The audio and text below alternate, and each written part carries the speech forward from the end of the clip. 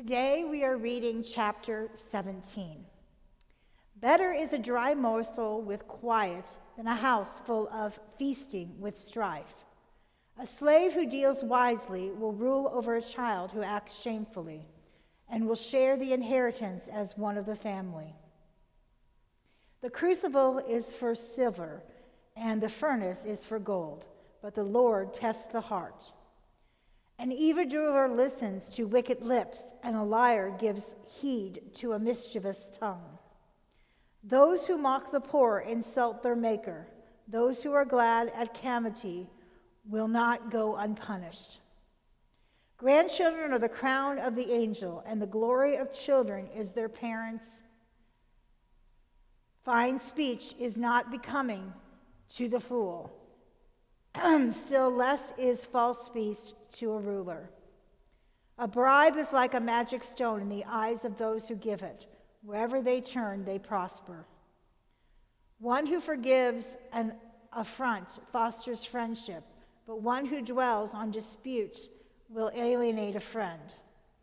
A rebuke strikes deeper into a discerning person than 100 blows into a fool. Evil people seek only rebellion, but a cruel messenger will be sent against them. Better to be a she-bear robbed of its cubs than to confront a fool immersed in folly. Evil will not depart from the house of one who returns evil for good. The beginning of strife is like letting out water, so stop before the quarrel breaks out. One who justifies the wicked and one who condemns the righteous are both like an abomination to the Lord. Why should fools have a price in hand to buy wisdom when they have no mind to learn?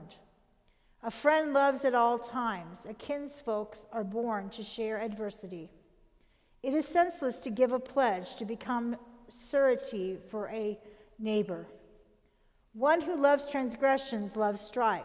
One who builds a high threshold invites broken bones. The crooked of mind do not prosper, and the perverse of tongue fall into calamity. The one who begets a fool gets trouble. The parent of a fool has no joy. A cheerful heart is a good medicine, but the downcast spirit dries up the bone. The wicked accept a concealed bribe to pervert the ways of justice. The discerning person looks to wisdom, but the eyes of a fool to the end of the earth. Foolish children are the grief in their father and bitterness to her who bore them. To impose a fine on the innocent is not right, or to flog the noble for their integrity. One who spares words is knowledgeable. One who is cool in spirit has understanding. Even fools who keep silent are considered wise. When they close their lips, they are deemed intelligent.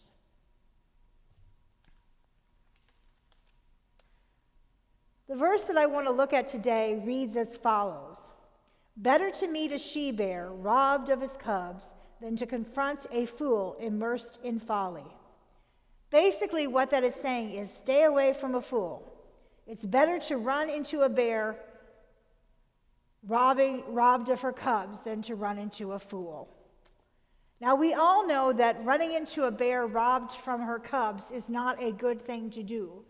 Any animal is protective of their offspring, and so bears are no different than human beings. I know if, as a mother, my son were to get lost or would be taken from me for some reason by foul play, I would be angry as could be and would want to do something to stop that. Well, they're saying in this verse that it's better to stay away from a fool than to stay away from that situation. So that tells you how strong it is. So the first question I have for you is, how do you stay away from foolish people in general?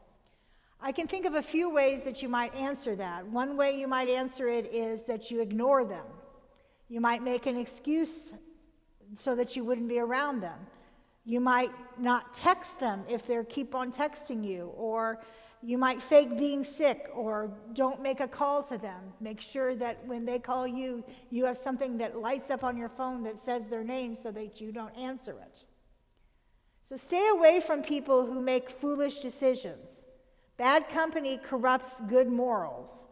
Don't become the foolishness of the world around you. And then we come to the second question. What are some things you need to change in your life that are making you foolish? I think that some examples of that, and you'll have to answer this for yourself, but some examples of that might be, what do you do with your time? Is your time showing you as foolish to the Lord?